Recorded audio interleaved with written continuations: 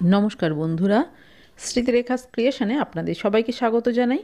আজ আমি আপনাদের সাথে শীতের বিভিন্ন রকম সবজি দিয়ে ট্যাংরা মাছের ঝোলের রেসিপি শেয়ার করব।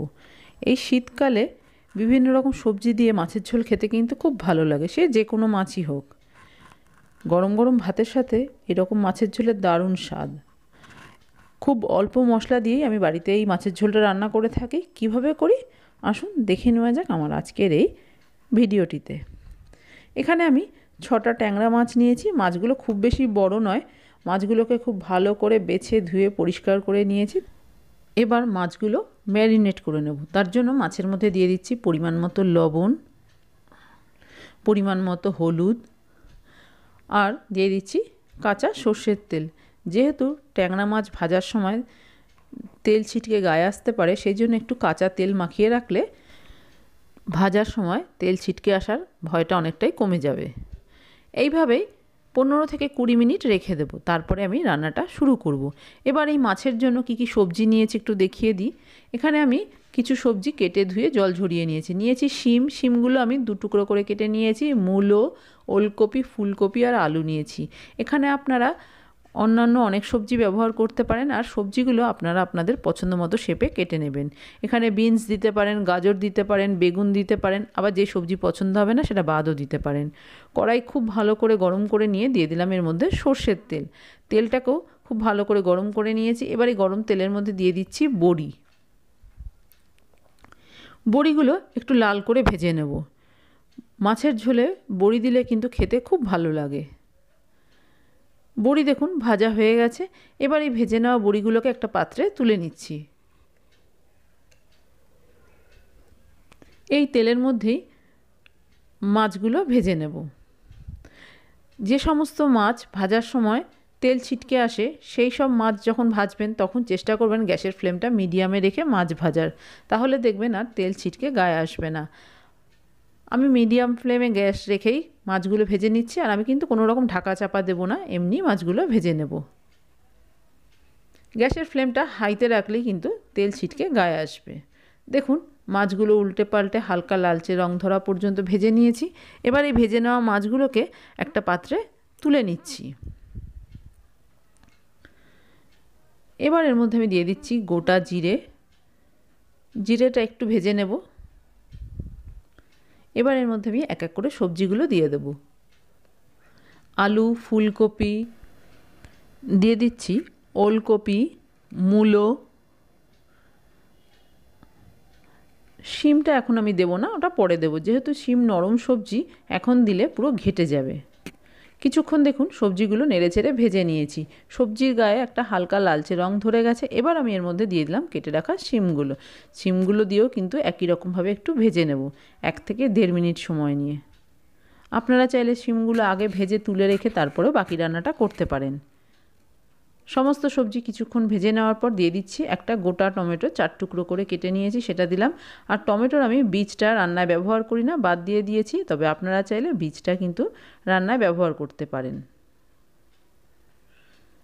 বেশ কিছুক্ষণ নাড়াচাড়া করার পর এবার আমি গুঁড়ো মশলা দিয়ে দিচ্ছি। দিয়ে দিলাম জিরে গুঁড়ো 1 চামচ, হলুদ পরিমাণ মতো, ঝালের জন্য লঙ্কা গুঁড়ো দিচ্ছি, তবে আপনারা কিন্তু ঝাল নিজেদের টেস্ট অনুযায়ী দেবেন। আর এখানে আপনারা কাঁচা লঙ্কার ব্যবহারও করতে পারেন। দিয়ে দিলাম স্বাদ অনুযায়ী লবণ, আর সামান্য একটু জল দিলাম। দিয়ে এবার মশলাটা ভালো করে কষিয়ে নেব। যেহেতু গুঁড়ো মশলা দিয়েছি পুড়ে যেতে পারে, সেই জন্য একটু জল দিয়ে কষিয়ে নিতে হবে। গ্যাসের ফ্লেমটা মিডিয়ামে রেখে মশলাগুলো খুব ভালো করে কষিয়ে নেব। এবার আমি কড়াইটা ঢাকা দিয়ে দেব। কিছুক্ষণ ঢাকা দিয়ে রেখেছিলাম। এবার ঢাকনাটা খুলে একটু দেখে নিচ্ছি। মশলা খুব ভালো করে কষানো হয়ে গেছে, সমস্ত জলও শুকিয়ে গেছে।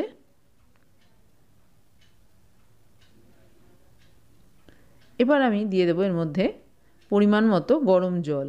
আপনি যতটা ঝোল রাখতে চান সেটা বুঝেই এখানে জলের ব্যবহারটা করবেন। আমি খুব বেশি ঝোল রাখবো না, সেজন্য জলও খুব বেশি দিচ্ছি না। জল দিয়ে ভালো করে নেড়েচেড়ে দিলাম। আরও সামান্য একটু জল দিয়ে দিচ্ছি।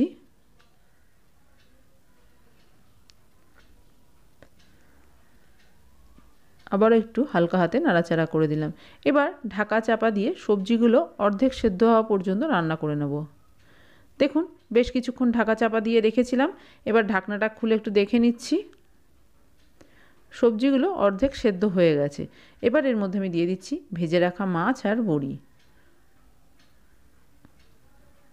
আবারও একটু নেড়েচেড়ে দেব। হালকা হাতে নেড়েচেড়ে দেবেন, মাছগুলো যেন ভেঙে না যায়।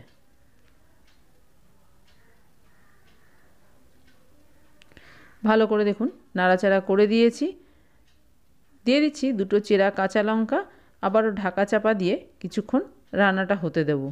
সবজিগুলো পুরো সেদ্ধ হয়ে যাবে আর মাছটার মধ্যেও কিছুটা ঝোল ঢুকে যাবে।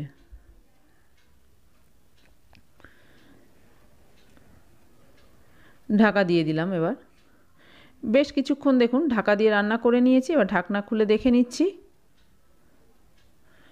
লবণটা টেস্ট করে দেখে নিয়েছি, একদম ঠিকঠাক আছে। সবজিগুলোও সেদ্ধ হয়ে গেছে। মাছের ঝোল রান্না করা হয়ে গেছে। সবশেষে ওপর থেকে একটু ধনেপাতা কুচি ছড়িয়ে দিলাম। শীতের মাছের ঝোলে একটু ধনেপাতা দিলে খেতে কিন্তু খুব ভালো লাগে। এবার আমি গ্যাসের ফ্লেম অফ করে কড়াইটা ঢাকা দিয়ে কিছুক্ষণ এইভাবেই রেখে দেব। তৈরি হয়ে গেছে শীতের সবজি দিয়ে ট্যাংরা মাছের ঝোল। ভীষণ সহজ রান্না, কোনো রকম মশলা বাটার ঝামেলা নেই। তবে এখানে আপনারা আদা বাটা ব্যবহার করতে পারেন। আমি আদা বাটাটা দিলাম না। আদা বাটা ছাড়াও কিন্তু এই মাছের ঝোলটা খেতে খুব ভালো লাগে। আমার আজকের এই সবজি দিয়ে ট্যাংরা মাছের ঝোলের রেসিপি আপনাদের কেমন লাগলো বাড়িতে করে দেখতে পারেন। ভালো লাগলে একটা লাইক শেয়ার কমেন্ট করবেন। আর আপনি যদি আমার চ্যানেলের নতুন বন্ধু হয়ে থাকেন তাহলে আপনার কাছে একটাই অনুরোধ, আমার চ্যানেলটা সাবস্ক্রাইব করে আমার পাশে থাকার। আপনারা সবাই খুব ভালো থাকবেন। আপনাদের সাথে আমার আবার দেখা হবে অন্য কোনো নতুন ভিডিওতে নতুন কোনো রেসিপির সাথে।